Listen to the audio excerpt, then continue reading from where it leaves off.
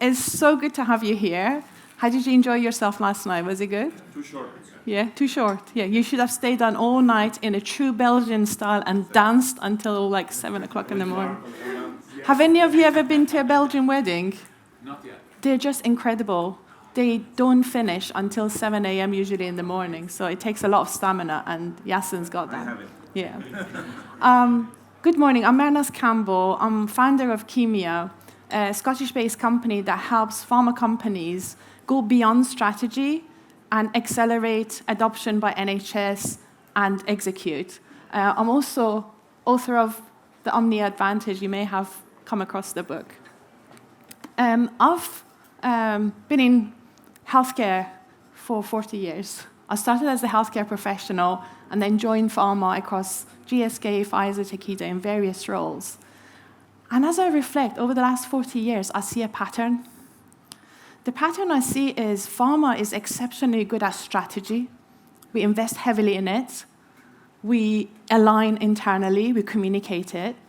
But when it comes to execution, we stall. We don't do a great job. And I think it makes me wonder kind of like why that is. And to illustrate kind of like that analogy, I just wanted to kind of take you outside pharma.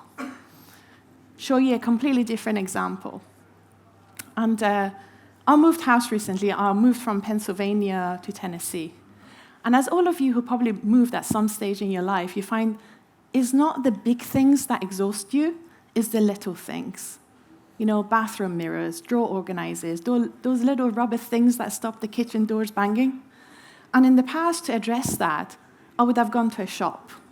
This time was different. I was lying on the sofa one evening, scrolling through my phone, as you do, on Facebook, and I came across a video. The video was from an Amazon designer walking me through this beautifully curated bathroom. And as I was looking at this and demoing product, I saw the exact mirror I wanted. And the interesting thing is, I had seen the same mirror, and I actually put it on my shopping cart on Wayfair, but I never bought it. I never bought it because I never had the experience. I don't think Wayfair are really good at the return policy, and I didn't want to be left with an unwanted mirror. But in Amazon, I bought it immediately. Not because it was cheaper. In fact, it was slightly more expensive, but I bought it because I knew if it doesn't work out, I can just return it.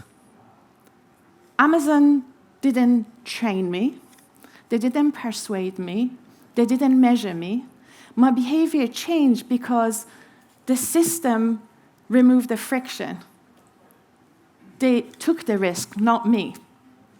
And as I go back to my work and I'm reflecting, if friction can change my behavior in my private life so much, why would that be different at work, right? And what's interesting in pharma, we often talk about behavioral change. The tool exists, the training exists, the intent is good, but execution is disconnected with the strategy. The plan sits in a nicely filed in our index, and what we do every day is something else. It's not because we don't want to. Everybody's intelligent, everybody's got good intent, but there's a disconnect.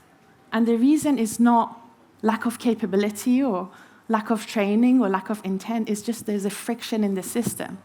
And let's be honest with ourselves. As leaders, we often try to change behavior downstream when we demonstrate a different behavior upstream. Like we ask for, detailed plan, but we don't review them often. We ask for focus, but keep shifting priorities. Everybody's intelligent, everybody's got good intent, but nothing really moves. Because the reality is, to change behavior, we need to look and spot the friction. Our behavior doesn't shift as long as what we're being asked to do is harder than what we're doing already. Does that make sense to everyone? So what do? We need to identify that friction. What's that stopping it? Because behavior doesn't follow the strategy. The behavior doesn't follow training. Behavior follows friction. Perfect. We're all on the same page. So I want to share with you 2 real examples. I worked with a global pharmaceutical company that they wanted to shift the behavior across their field force, across all their affiliates. They wanted to increase the remote engagement. They had the tool, they had the intent, but the reps were really struggling to communicate through remote channels to the HCPs. The friction was a brand-centric plan that doesn't align with customer needs is so much harder to communicate on a screen. So we identified 2 friction and addressed them on 2 levels. One was we gave them a kind of like good understanding how they can shift their sales narrative, starting with the HCP need, identifying what's the pain point that the brand directly alleviated, and that removed that friction, but also we created a safe space for the representative to be able to apply simple tools and get confident with their remote engagement. And as their confidence grew and they got results, they started using it more often, the tool. And as they started using the tool more often, the engagement increased, one by one, team by team, country by country, and the engagement increased so much that in some affiliates, like in Belgium, it was 5 times more to prior period. In Switzerland was very similar results. And what happens across the whole organization, 12 affiliates, everybody's increases engagement, making it meaningful for HCPs and getting confident. Guess what happened? They had the highest sales ever, they smashed their target, and that continued for 2 years because we removed the friction. Now, another story I want to share with you, this is probably closer to your home. A global marketing team approached me and they said, we want to change the way our marketeers think. They think brand first, and then we want to shift their thinking to customer focus. And I started looking closely because the capability was so strong in this cross-functional team, and the intent was really strong, but it had 2 friction. The first friction was they had a brand-centric approach. They were in love with their own brand. They were not really focused on the customer needs, and we needed to help them to shift that lens. And the second friction was orchestration. They were communicating, as individual people, individual members of cross-functional team, they were communicating and doing a really good job, but individual pieces, but not working in harmony with each other. And then to illustrate and give them like a vision of what they were doing, I actually played a piece of music for them, an orchestra, completely out of tune. Brilliant musicians, but they created awful sound. Can you just imagine it? And we played the same music in harmony to realize that self-realization of how that sounds to customer suddenly really lit them up. And in terms of lack of customer focus, I forgot to mention this, and it probably resonates with you. The marketing team were developing a brand-centric plan, like had they always done it, and they were trying to bolt channels to it. Or, in the case of this company, they had a huge team of omnichannel experts, so they would wheel it and give it to the omnichannel people, say, can you use your magic wand and make this omnichannel? But you can't make it omnichannel. It has to be the thought at the beginning. So what they needed to shift, the friction, is really simple, but changing and achieving it was quite complex and difficult. So the first thing we did was then with the cross-functional team, we encouraged them to fall in love with the problem they're trying to solve for the HCP rather than their own brand. And that's a small shift, but the impact is fundamental. Because to do that, you need to know what's your HCP's pain point, what keeps them awake at night, what are their challenges, and shift your focus from where you see it to where they see it. And as they spend the time to realize it, they realized they did not know the answers to those questions. And when they got that understanding, then they had to think about how do they align internally to kind of focus around solving a common problem, not for themselves, but for the HCPs, and also how to align the communication so when they're playing it, the tune is in harmony for the HCP. And I think we worked with them for a period of probably 3 months. We had one workshop, then we had weekly checkpoints over 8 weeks, and then we had a second workshop. And I kind of could see the wheels turning in their head and realizing it, but they needed to have that safety to be able to implement this. And as that mindset shifted, the friction was removed, the team really accelerated in terms of aligning with the customer agenda and worked much more closer to each other, looking for marginal gain across different disciplines within the cross-functional team. So 2 different stories, 2 contexts, 2 different challenges, but the common theme is what stops execution is the friction. And we need to identify what is the friction that making execution harder than it should be. Does that make sense? So I want us to maybe do a little bit of exercise together. Maybe turn around and pair with someone else sitting next to you. And what I want you to do is spend maybe 4 minutes, just think about a strategic challenge you've got in your organization and spend a couple of minutes thinking about where is execution becoming harder than it should be. Talk about it, identify it. And once you identified what that is, think about what is it one thing, one friction you could remove that could potentially make the execution go faster. Does that make sense?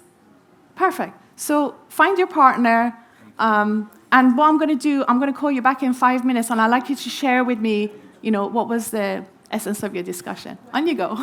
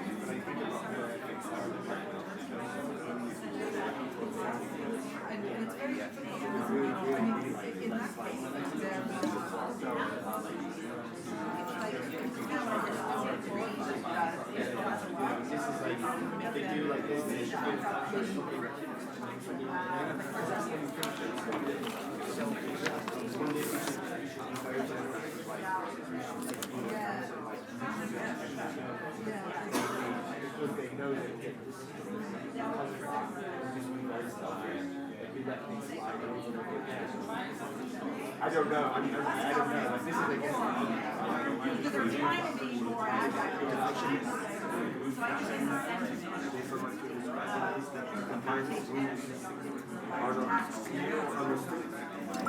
And in life, there's always this ability to wake up, you go down the stairs, you can slip and slide and die. But it's always what's the risk, how do I quantify the risk versus the impact. Yeah. And in pharma, very often so there's a risk, but we don't quantify the impact. I'm sorry. I shouldn't have walked there, should I? This is got on the fingers. This is the PFC. This is a stupid from the computer that I can just say half. Yeah. So this is one of the functions that we need to remove in pharma in general is how do you quantify the risk? And then people will speak on these things work risk appetite. What does that even mean? How do you define risk appetite? You're gonna go to the audience. I can mute you. No, it's okay. I'll stay here. deliver the contract. And there is like the person who is like worried about the person saying no, suddenly people are inspiring. Then there's the person who paid for the work and they say, oh, I don't do what I can do this. So it's kind of your problem, but you also know that this person, if you don't help them out, they will not come back to you things again. So you're stuck in a situation like, do you push back, do you not push back? But this person is really, this is their issue, so yeah, they should have no influence. So how do you remove this, Like this person, be clear in what these organizations are. so maybe they need to find it. Maybe you should invest in supporting this area of the deal and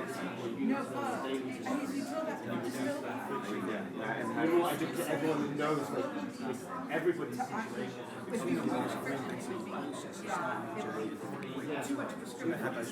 Yeah, invite all the stakeholders into a world an experience of what's happening there. And then to do the same, because we don't know how they're making a decision, maybe we can change that process to ensure that this is reduced, or that they feel they have to I don't know. It's hard. But I do sometimes think it's purely like, it's almost crazy to think that who wants to charge them? And then, how difficult is that?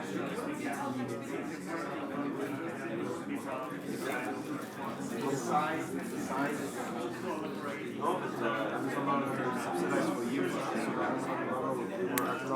Hi everyone, can I have your attention? It's amazing how much time goes fast when you're enjoying yourself.